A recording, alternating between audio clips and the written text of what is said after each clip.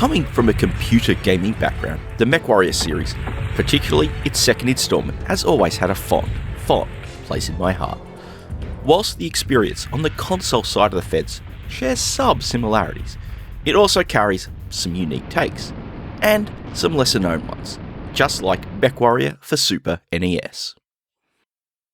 This is Beyond The Scanlines, a series focusing on interesting games on classic computing and gaming platforms. Mechwarrior was developed by Peeps Software in conjunction with Victor Musical Industries and published by Activision all the way back in 1993. You play Heras Reagan, son of a highly decorated soldier in the Federated Suns, but Heras' father was working to infiltrate and take down the notorious Darkwing Lance, and having been found out, the Lance took action, raiding their residence and killing his entire family. Heras only surviving as he had been out at a friend's when the raid occurred.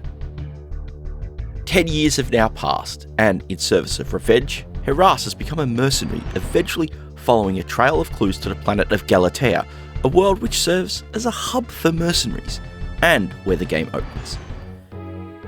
Galatea offers you 3 venues of interest. Club 00 is where you'll pick up new clues, either from its proprietor, Searle, or from other patrons present. You can also access the Newsnet to read up on goings-on within the inner sphere, or play some handily left behind holovids. Your learnings here have 2 major benefits. Firstly, it's how the game's narrative progresses. Whilst it's not the deepest one out there, slowly tracking down a member of the Lance and taking them out in combat is quite thrilling. This leads into the second, picking up on the clues which will point you to various planets. It's important as these guide you towards which of the missions you should sign up for in order to make progress in the story. As for signing up for missions, it's time for a trip to the General Headquarters. Here you'll be able to sign up for your next contract and also negotiate a better rate. Well, up to a point of course, as otherwise the house you're negotiating with may pull the plug. Any mercenaries worth their salt will always review the mission details prior to signing a contract. You'll get both environmental details covering the terrain, gravity, and temperature of the planet you're deploying to. You'll also get an estimated composition of the enemy forces, well, at least in terms of the number and classes of the mechs you'll face. You can also save your game here, and with the general complexity of the game on offer, it is a big sigh of relief to see that the game relies on battery-backed saves to the cartridge. The 3 slots on offer may be limiting, but that of course depends on how you choose to handle your save management. Your final stop before launching out into the field is the Mech Complex. Here you can get your mech repaired and rearmed, quite handy between missions, plus customise the loadout for a new mission, or buy or sell mechs. All up, the game features 8 differing mechs, just like the original PC game, but where that took its inspiration from the tabletop games with many known favourites, the Super NES one goes all out for original models, which can be a bit of a bummer depending on how much of a fan of the fiction you are. At least it was for me. Now, I don't know if this was a reaction to the legal issues which resulted in many iconic designs becoming unseen, but it's not something I can fully discount.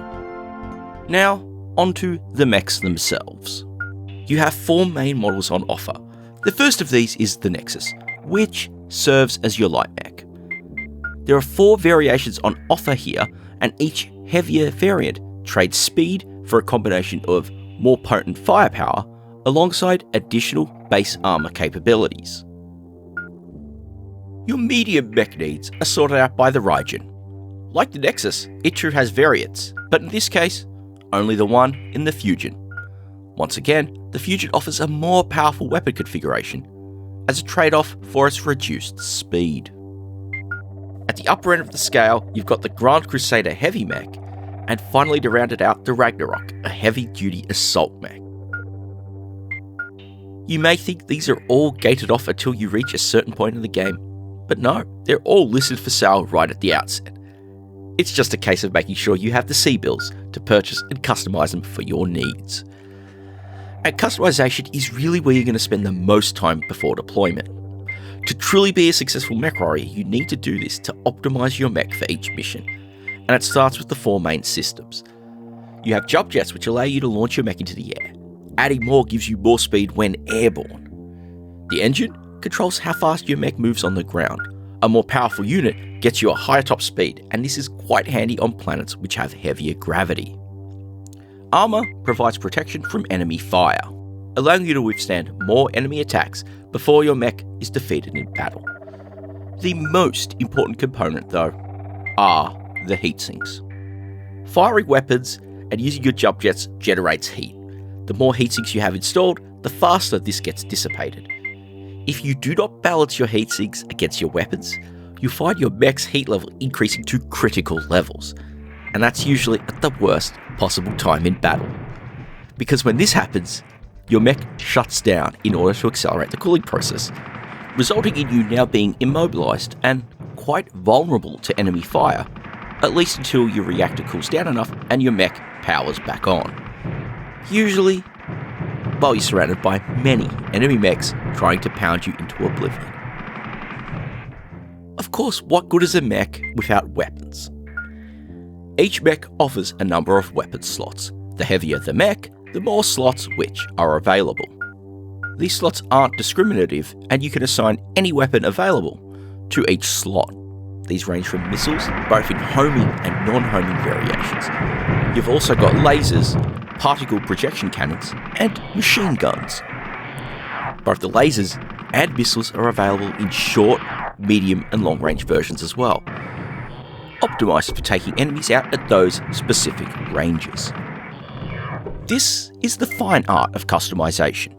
Each mech has a maximum weight limit, and by, say, installing jump jets, you'll have to shift weight around from somewhere else in order to compensate for the new addition, making sure you're still under that limit. Now, whether you do so by removing weapons, switching to a less powerful engine, or perhaps reducing the armor you've installed, is of course up to you. And these trade-offs are very important, as you'll want to make sure your mech configuration is optimized for how you want to play the game. And in the long run, as tempting as it may be to roll in with a single, universal configuration, it's certainly not the best move, even if it's slightly cheaper in the long run. Once you've chosen a mission contract, and you've prepared a mech, it's now time to deploy to battle. When selecting a contract, you'll have noticed that the missions can take the form of a variety of different styles. You've got straightforward hunting down enemy mechs, to searching bases or enemies for equipment, and finally there's defending friendly bases from attack. But you'll also get the opportunity to take the fight to an enemy base. Before starting a new game, you do have the option to run a practice scenario. This pits you on a base defense mission and is a great way to familiarize yourself with the controls and combat mechanics on offer. It's quite wise to run through this a few times, as failure here is not really costly, unlike the campaign. Once you've deployed, you can really see how things get fancy. The mission graphics use the Super NES Mode 7 capabilities to handle the terrain. Sure, it means it's purely flat, even with the bases, but honestly it makes for a great use of the hardware, especially from a performance angle, as things feel quite responsive and smooth as you play. The enemy mechs you'll encounter are done using scaled sprites, and they work quite well, featuring multiple independent sections, all smoothly animated. I guess that's quite the upside to having a limited selection of models on offer. As for the worlds you'll visit, there are a variety of climates on offer. There's ice worlds, more temperate ones, and you'll even get to face desert worlds and a lava planet. Each environment will need accommodations for your mech's configuration. Where colder worlds will allow you to run fewer heatsinks, the warmer ones will obviously require you to install more. The effectiveness of your engines and jump jets will vary based on a planet's gravity. When the gravity gets heavier, you'll have to compensate by upgrading your mech's engine or by installing more jump jets to boost your speed.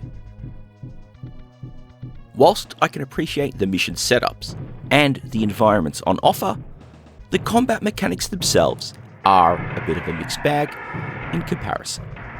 Though this may just be me being somewhat spoiled by having gotten plenty of time with the PC games, with their more simulation-focused mechanics.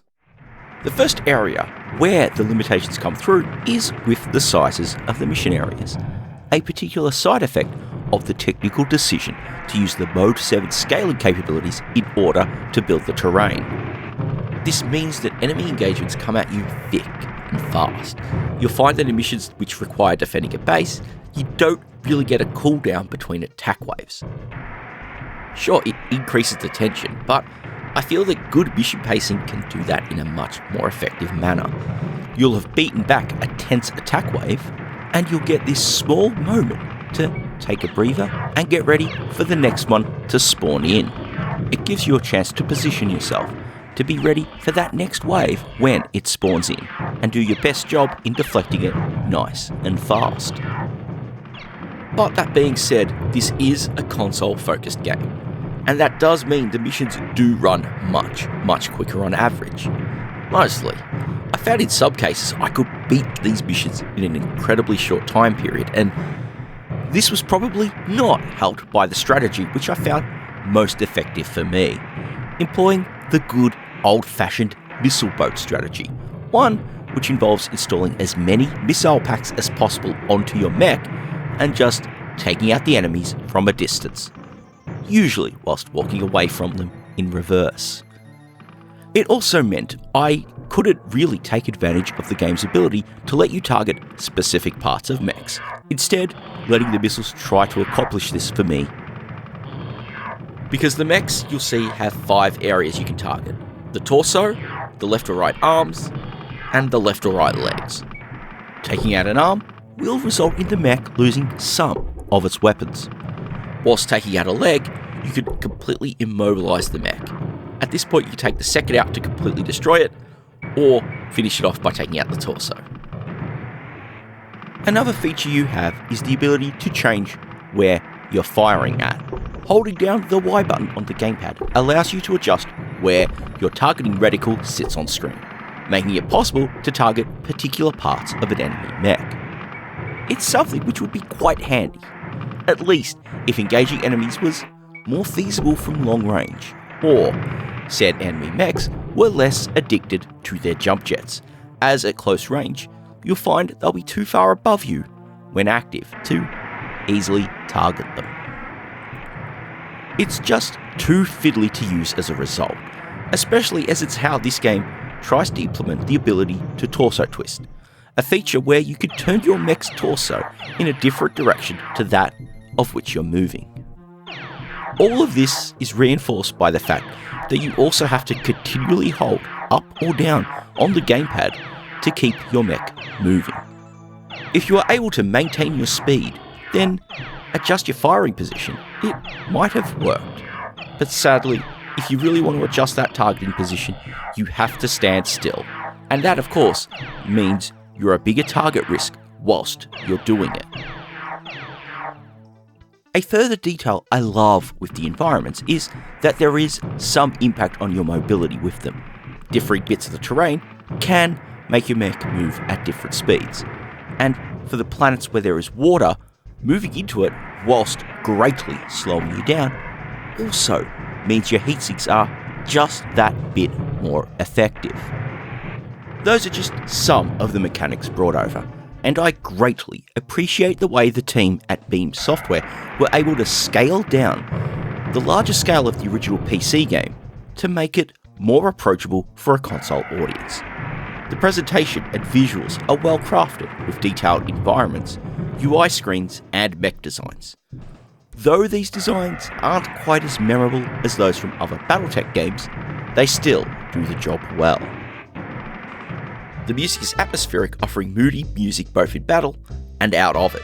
It certainly builds up the atmosphere whilst you're hanging about on Galatea, and once you're out on a mission, the tension it brings to the table absolutely helps maintain the pressure of completing your objectives whilst under heavy fire by enemy mechs.